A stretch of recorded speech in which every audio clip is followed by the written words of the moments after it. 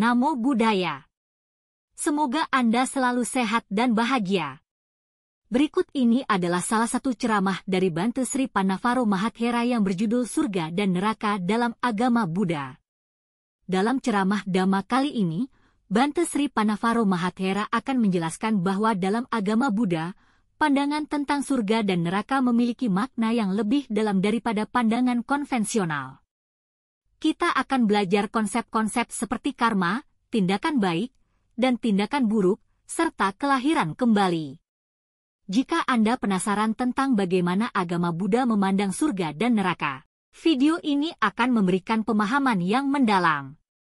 Bhante Sri Pannavaro Mahathera akan memberikan dhamma yang membantu kita mengarahkan tindakan kita menuju kehidupan yang lebih baik dan lebih berarti. Mari dukung kami untuk membangun channel ini dengan cara subscribe, like, berikan komentar dan share sebanyak-banyaknya, agar lebih banyak orang yang mendapat manfaat dari channel ini. Semoga bermanfaat. Semoga Dhamma tetap lestari.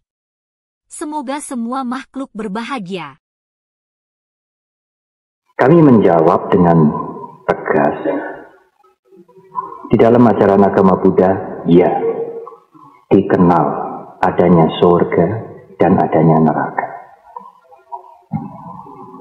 Bahkan surga itu sesungguhnya berasal dari bahasa Sanskerta, swarga. Bahasa Palinya saga, S-A-G-G-A. Disanskertakan menjadi swarga. Bahasa Jawanya swargo. Swargo itu adalah pengucapan swarga dalam bahasa Sanskerta dengan lafal Jawa. Dari swargo menjadi surga, menjadi surga. Demikian juga neraka. Neraka berasal dari bahasa Pali dan bahasa Sanskerta naraka. Tapi bahasa Melayu, suku kata awal A itu jarang. Biasanya suku kata pertama itu berbahagia, pelajaran, belajaran. Yang A ada tapi jarang. Negara. Semula kata asalnya nagara, tapi bahasa Melayu tidak lazim. Suku pertama A itu tidak lazim. Nagara menjadi negara, naraka menjadi neraka. Berbahagia. Saudara-saudara kita dari luar negeri, terutama yang belajar bahasa Sanskerta, yang bahasa Sanskertanya masih kental, diminta mengucapkan di depan juga sulit. Seperti kita mengucapkan A di depan kadang-kadang juga sulit. Sehingga ada biku dari Sri Lanka, selesai khotbah dalam bahasa Inggris diterjemahkan, dia menutup dengan bahasa Indonesia, dia belajar. Semoga semua makhluk berbahagia. Tapi tidak biasa. Dia mengucapkan semoga semua makhluk berbahaya. Nanti tiada si almarhum. Saya mengatakan, oh ini berbahaya sungguh-sungguh. Neraka berasal dari kata naraka. Naraka menjadi neraka. Swarga menjadi surga.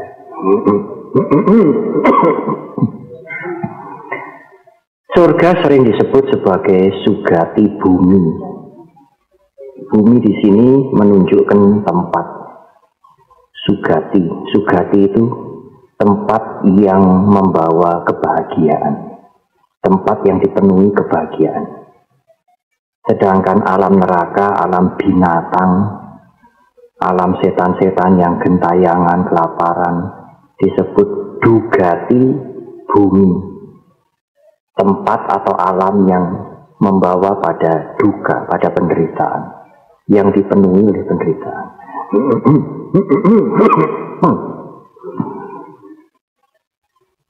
Dan sugati bumi, alam yang penuh dengan kesenangan, kebahagiaan, tidak hanya satu. Berarti surga tidak hanya satu. Dalam pandangan agama Buddha, dalam kosmologi agama Buddha, surga itu bertingkat-tingkat. Mengapa bertingkat-tingkat? Sesuai dengan kondisi pikiran orang yang meninggal. Karena orang yang meninggal mempunyai kondisi pikiran yang tidak sama. Jadi kalau masuk surga tidak bisa antem kromo semuanya jadi siji, itu tidak bisa. Karena kondisi pikirannya berbeda-beda. Seperti ibu bapak sekarang dalam kehidupan berumah tangga sekarang sebagai manusia, semuanya manusia, termasuk saya. Tetapi mempunyai kadar kebahagiaan yang berbeda-beda. Kadar penderitaan, kadar kesulitan, kadar kesengsaraan juga berbeda-beda. Kondisi ekonominya juga berbeda-beda. Cara pemikirannya juga berbeda-beda. Dugati bumi juga tidak hanya satu. Dugati bumi, alam yang membawa kepada penderitaan, yang menjurus pada penderitaan, selain alam setan, alam binatang, alam neraka sendiri ada banyak. Banyak sugati bumi, banyak dugati bumi. Alam manusia termasuk yang mana, Bante? Nah, alam manusia ini unik. Alam manusia ini termasuk sugati dugati. Separuh bahagia, senang, separuh susah. Tergantung bagaimana kita menyikapi kehidupan ini. Kalau kita menyikapi tidak bijak, alam manusia ini seperti kita hidup di alam neraka, dugati bumi. Sugatinya sedikit. Tapi kalau kita bisa menghadapi kehidupan, persoalan, keseharian, masalah-masalah dengan bijak. Selain dengan bijak juga ada latihan mental untuk menghadapi itu. Stresnya, susahnya, sulitnya menjadi kecil. Kita merasakan sugati seperti di alam surga meskipun kita manusia. Susah, sedihnya, penderitaannya tidak banyak meskipun ada. Alam manusia unik dalam kosmologi agama Buddha yang ada 31 alam. Banyak alam sugati, alam surga. Ada 4 alam dugati, alam yang diliputi penderitaan, tetapi hanya 1 alam manusia. Dan alam manusia termasuk dua-duanya, sugati, dugati. Tetapi, ini yang paling penting. Sebagaimana disampaikan oleh Buddha Gautama, beliau melihat itu karena beliau mencapai pencerahan. Di alam semesta ini tidak ada secuil materi termasuk mental, tidak ada sekecil atom pun atau unsur mental yang manapun yang kekal. Sabe sangkara anicca, semua yang kumelit, semua perpaduan tidak kekal. Buddha mengatakan itu adalah lakkhana, samanya lakkhana, sifat yang universal. Hukum ketidakkekalan tidak dibuat oleh Buddha Gautama. Dia mengatakan kalau seandainya Buddha, seandainya aku tidak dilahirkan, tidak mencapai pencerahan, tidak mengajar ajaran, hukum itu tetap ada. Bahwa segala sesuatu tidak kekal itu tetap ada, jalan terus. Bukan Buddha Gautama yang membuat. Beliau hanya melihat kebenaran itu, the truth. Melihatnya dengan pencerahan, bukan dengan intelektual. Kalau beliau merenung dengan intelektual, maka Buddha Gautama itu filsuf. Seperti Plato, Aristoteles, Socrates. Beliau melihat the truth, kebenaran, kesunyataan, perubahan itu melalui pencerahan sempurna. Tetapi meskipun beliau melihat melalui pencerahan sempurna, akal kita bisa memahami. Bukan berarti kalau sumbernya dari pencerahan sempurna itu lalu hasilnya penuh dengan mistik, sulit dimengerti, tidak masuk akal, itu tidak. Sehingga dikatakan di dalam salah satu khotbah beliau, upadawa bikawe tata gatana, anupadawa tata gatana. Tata gata itu kata-kata Buddha untuk membahasakan dirinya. Oh para muridku, para biku, aku Buddha dilahirkan atau tidak, ada di dunia atau tidak, hukum ketidakkekalan itu pasti tetap ada. Dan Buddha mengatakan itu samanya lakana, sifat yang universal. Artinya apa? Artinya alam surga, alam dewa juga terkena ketidakkekalan. Oh iya. Kalau alam dewa, alam surga tidak terkena hukum perubahan, semua yang berubah tidak bisa dikatakan corak yang universal. Harus diberi sebutan segala sesuatu berubah kecuali surga dan neraka. Harus begitu. Dan kalau ada kecuali namanya bukan universal. Jadi termasuk surga, termasuk neraka, tentu utamanya adalah makhluk-makhluk yang ada di sana mengalami perubahan. Perubahan meliputi segala sesuatu.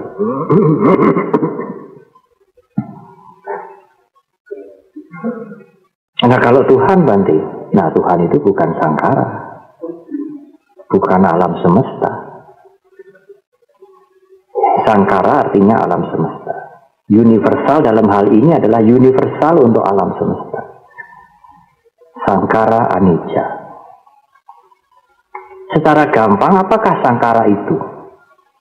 Sangkara itu ada awalnya, pasti berubah, dan kemudian berakhir. Adanya penghuni surga, adanya penghuni neraka itu tidak, ya sudah ada sejak dulu, ya tidak. Mereka-mereka itu datang dari alam lain, masuk ke surga, ada yang masuk ke neraka, ada yang masuk surga, ada yang masuk neraka. Dulu tidak di sana, lalu lahir di sana, lalu muncul di sana. Kan ada awal toh. Ya mesti berubah karena ada awal. Dan mesti berakhir. Itu sangkara. Nah kalau tidak ada awalnya, ya tidak ada akhirnya. Itu bukan sangkara. Bukan perpaduan, bukan adonan. Di dalam pandangan agama Buddha, Tuhan yang disebut dengan asangkara atau asangkata itu tidak ada awal. Tetapi apa saja yang ada awalnya, apa saja, baik secara kasunyatan, secara kebenaran, maupun secara akal, apa saja yang ada awalnya, tentu berubah. Dan akhir dari perubahan itu apa? Akhir. Demikian juga kehidupan makhluk-makhluk di surga, di neraka ada awalnya. Semula dia tidak di situ. Mungkin datang dari alam yang lain, mungkin juga datang dari alam manusia ini.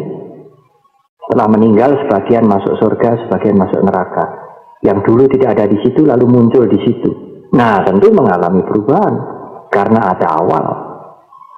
Tidak hanya benar menurut kasunyatan, tetapi juga secara logika, kalau ada awal pasti ada perubahan.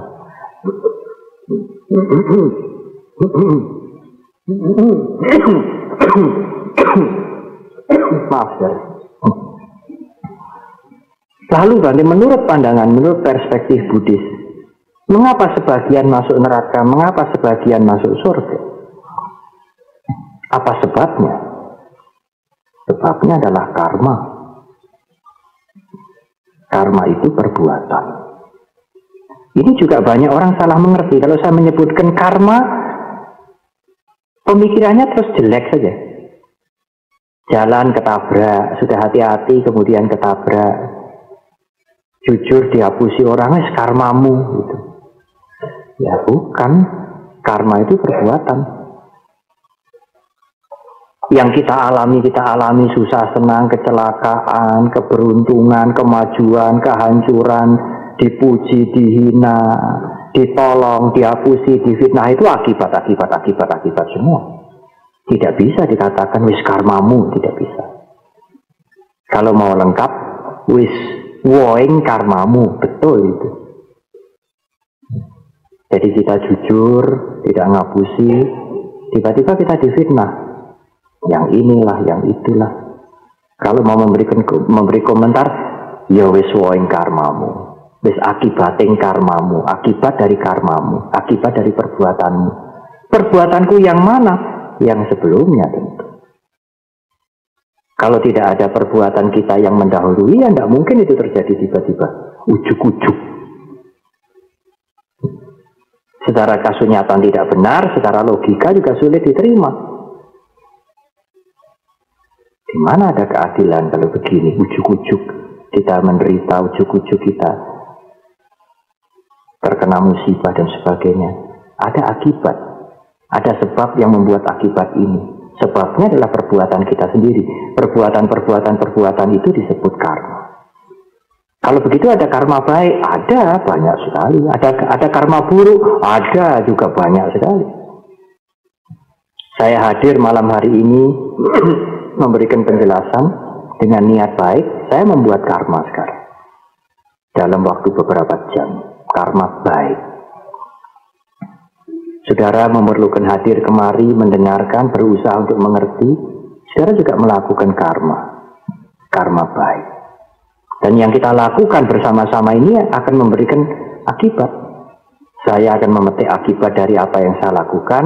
Ibu bapak juga akan memetik akibat atau buah dari apa yang ibu bapak lakukan.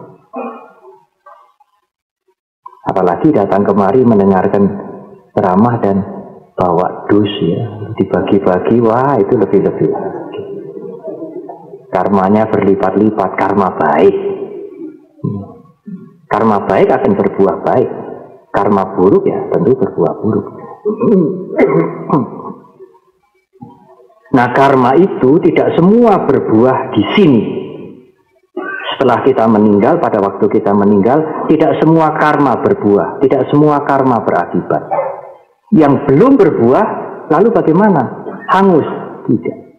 Yang belum berbuah itu menjadi tenaga yang melanjutkan kehidupan kita. Ada yang tenaga membuat kita lahir di alam neraka, ada tenaga bagus, tenaga karma bagus membuat kita lahir di alam surga. Bisa lahir kembali jadi manusia, Bante? Bisa. Di strata sosial yang mungkin berbeda dari hidupnya yang lampau.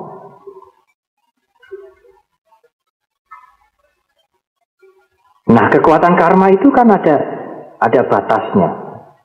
Seperti aki, seperti mobil kita isi bensin. Oh iya. Jadi kalau masa karmanya itu habis, bagaimana? Ya kita mati di alam surga. Lalu kemana? Sesuai dengan kekuatan yang selanjutnya. Mau kembali ke alam itu, mau naik ke yang lebih tinggi, atau mau turun.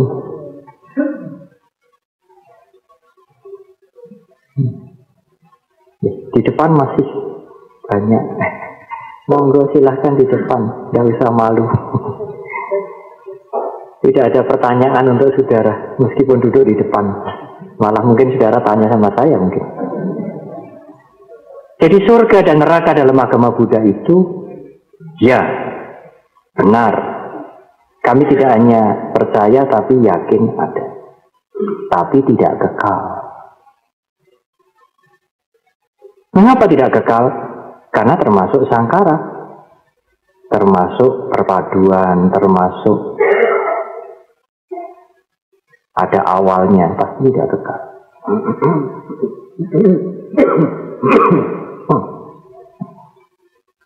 Jadi masih terkena hukum karma? Ya, benar. Karena perubahan makhluk-makhluk ini bukan berubah seenaknya sendiri. Mengapa dia begini, dia begitu, mengapa dia sakit-sakitan, mengapa dia kok prima sampai 90 lebih baru meninggal. Seperti yang Pak Ruslan Abdul Ghani baru meninggal dan sampai akhir hayatnya masih aktif, pikirannya masih jernih. kok beda? Ada yang meninggal muda, umur 17-19. Ada yang umur 35-40 sudah kena penyakit macam-macam, cancer lah, ginjal lah. Tapi ada yang sampai 80, prima, hanya sakit sedikit. Mengapa? Mengapa berbeda-beda? Mengapa perubahannya tidak sama? Mengapa sakitnya tidak sama? Mengapa meninggalnya tidak sama? Ya, karena perubahan itu tidak berubah ngawur. Ada hukum, ada sebab. Sebabnya apa, Bandim, yang membuat tidak sama? Karmanya.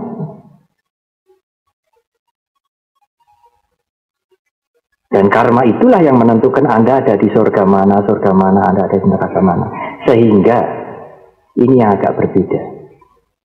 Surga dan neraka, lahir di surga atau masuk ke neraka dalam agama Buddha, tidak ada yang disebut Brahma atau Tuhan misalnya, atau sebutan yang lain yang menentukan. Siapa?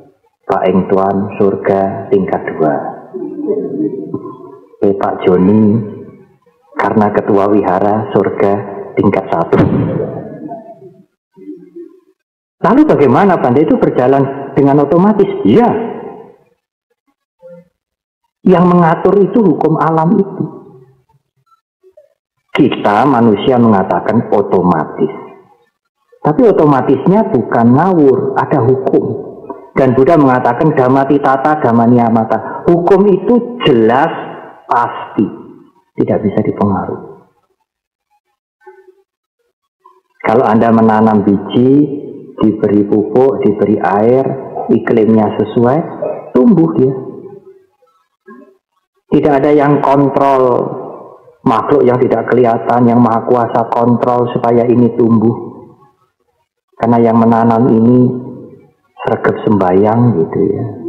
Yang nanam itu nggak pernah sembayang, jadi tandurannya mati wae begitu. Tidak. Itu tumbuhnya itu karena ada hukum yang mengatur, dan hukum itu pasti. Dan kalau kita memahami, tanaman kita akan subur, pupuknya cocok, airnya juga sesuai, iklimnya sesuai. Nah kalau pupuknya nggak cocok, airnya kebanyakan supaya keendang-endang gede gitu ya. Iklimnya tidak cocok lagi karena selak kepingin makan buahnya, ya tidak bisa. Jadi kalau ada pengatur dalam tanda petik, pengatur itu dalam pandangan agama Buddha bukan makhluk, bukan dewa, tetapi hukum alam. Kalau misalnya istilah Tuhan digunakan, yang mengaturkan Tuhan, Bante, ya, benar. Tapi dalam pengertian agama Buddha, Tuhan itu hukum alam. Mau disebut hukum dharma, boleh aja. Mau disebut hukum Tuhan, boleh aja. Apa artinya sebutan? Disebut apa saja hukumnya ya begitu terus. Tidak akan berubah. Hukum perubahan mau disebut anicca, hukum perubahan, hukum kefanaan, hukum ketidakkekalan, ya suka-suka kita menyebut. Termasuk orang yang membantah, nggak ada itu hukum perubahan, nggak ada itu, ya boleh-boleh aja. Tapi hukum itu ya jalan terus, nggak peduli dia dinamakan apa.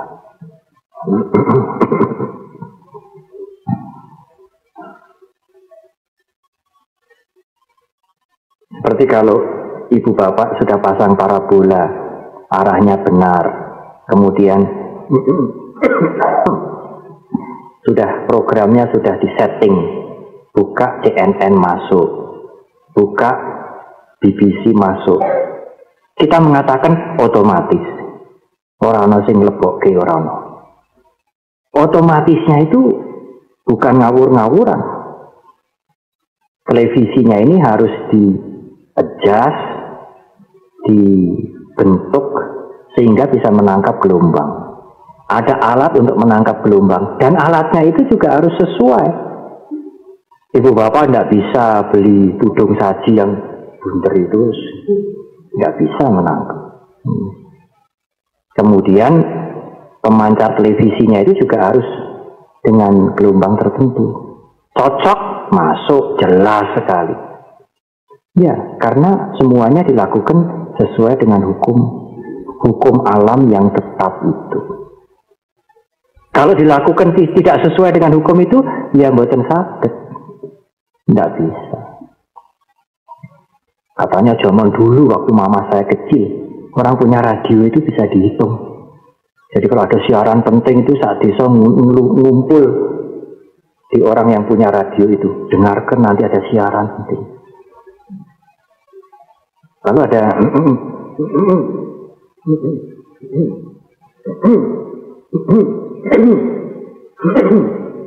ada pencuri yang kepingin punya radio.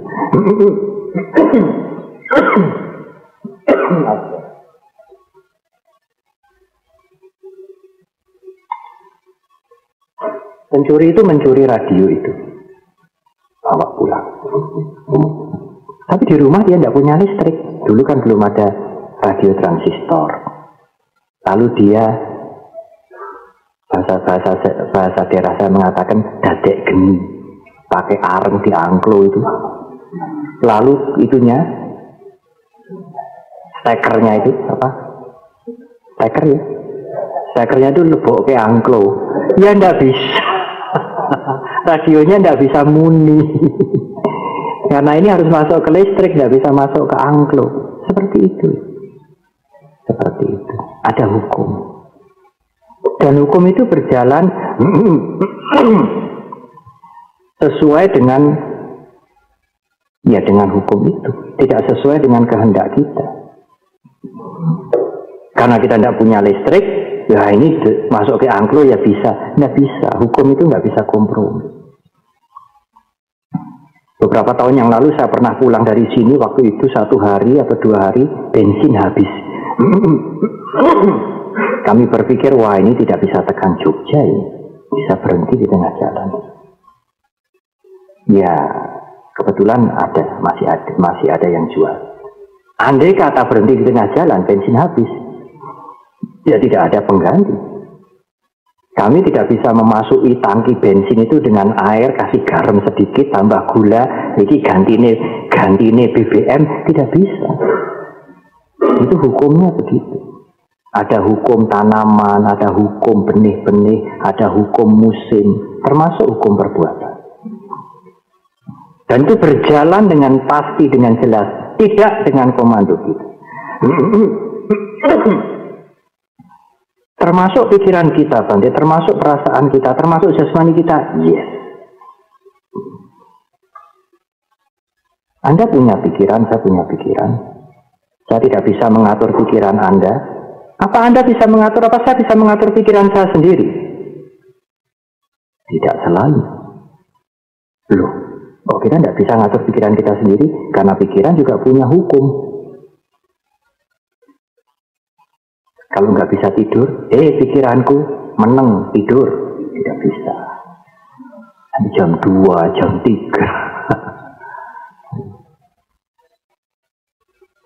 Atau kita gembira, senang, hati kita longgar.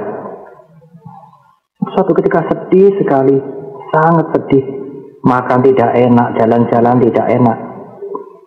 Kita tidak bisa membuat, senang aku, tidak bisa. Sedih aku, tidak bisa. Kalau aktor mau sedih, dia harus mengingat sesuatu. Peristiwa yang menyakitkan, yang memilukan, ayahnya atau ibunya yang meninggal dan sebagainya. Sehingga ada sebab yang membuat sedih. Tidak bisa dengan perintah, sedih aku, senang aku, sekarang. Tidak bisa. Karena hukum itu punya aturan sendiri, yang tidak nurut perintah kita. Itu yang dikatakan anatta. Kita tidak berkuasa kepada segala sesuatu dengan perintah kita. Karena semua ada hukumnya. Tenggorokan saya ini terganggu. Malam ini mau bicara, kamu baik dulu ya. Batuk nanti. Setelah jam 9, sulit. Kalau saya tidak ingin batuk, ya saya harus prepare dulu. Apa ini sebabnya? Apa yang membuat tidak batuk? Harus ada air. Agak panas. kemudian ada mental dan sebagainya, berkurang. Saya tidak bisa perintah ini meskipun ini katanya leher saya sendiri. Saya tidak bisa perintah. Kita tidak berkuasa pada leher kita sendiri karena ada hukum yang berjalan di sini. Nah, itulah gambaran sedikit tentang surga dan neraka. Jadi setelah kematian, kemana kita? Mungkin lahir di alam surga, mungkin di alam neraka, mungkin lahir kembali menjadi manusia. Ada 3 kemungkinan. Kemana Bante pastinya? Kita tidak tahu. Tapi kita bisa mempersiapkan. Kalau kita banyak melakukan yang positif, kita akan lahir di alam surga. Menurut perspektif Buddhis ya. Ada yang mengatakan, oh perbuatan kita baik atau buruk, berguna atau pencoleng, tidak ada hubungannya.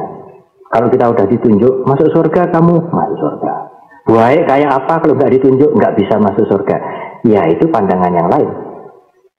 Itu perspektif atau persepsi yang lain. Tapi pandangan agama Buddha, kalau kita banyak berbuat baik, meskipun bukan beragama Buddha, kita akan masuk surga. Atau lahir sebagai manusia lagi dalam strata sosial yang lebih baik. Kalau kita banyak berbuat yang buruk meskipun mengaku agama Buddha, ya kita akan lahir di alam dugati sebagai setan, alam neraka dan tidak ada ampunan Bante, tidak ada. Itu hukum alam. Bagaimana kalau Anda tidak punya parabola, mohon ampunan supaya bisa mengakses TV-TV dari luar negeri? Tidak bisa. Tapi kalau saya sudah terlanjur berbuat yang buruk banyak supaya saya terhindar dari alam neraka, bagaimana ampunannya? Ampunannya ya bikin balancing, keseimbangan. Berbuatlah baik sekarang. Mumpung saudara belum meninggal. Cukup. Mengapa tidak cukup? Menjaga perilaku, beramal, bermeditasi, membersihkan pikiran. Sangat cukup. Apalagi Anda tidak berbaring di rumah sakit, Anda tidak lumpuh, pikiran masih sehat, masih mengerti, gunakan sebaik-baiknya, sebanyak-banyaknya. Supaya nanti lahir di alam surga. Loh Bante, kalau lahir di alam surga tidak abadi, ya apa gunanya? Gunanya lahir di alam surga itu transit. Saudara ngerti transit? Iya, kalau yang pernah naik pesawat ya. Dari Solo, dari Jogja mau ke Balikpapan, saya harus transit di Surabaya. Tidak bisa direct flight. Mudun di Surabaya sebentar, 2 jam, 3 jam. Kadang-kadang ditunda sampai 6 jam. Sampai tidur di bangku di sana. Berangkat lagi. Karena memang tujuan saya tidak Surabaya. Buat apa di Surabaya?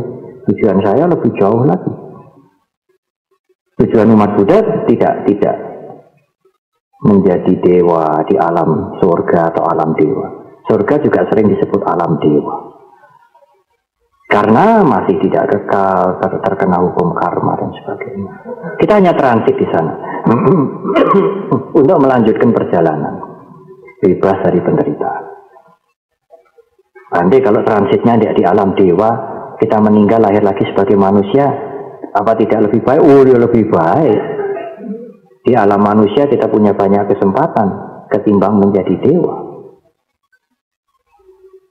Karena dewa itu banyak senangnya, banyak gembiranya, kadang-kadang lazy, kadang-kadang malas.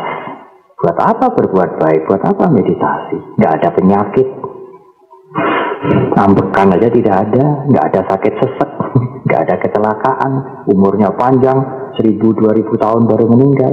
Malas meditasi, berbuat baik, mendengar damai, malas. Tidak ada tantangan. Tapi di alam manusia banyak tantangan. Anda tidak menghadapi dengan bijak, hancur. Kalau menghadapi dengan bijak, maju. Kan begitu. Seperti orang sekolah, ada ujian. Malas, hancur. Rajin, maju. Di alam para dewa bagaimana Bante? Kayak anak nggak sekolah aja. enak-enak di rumah, makan, tidur.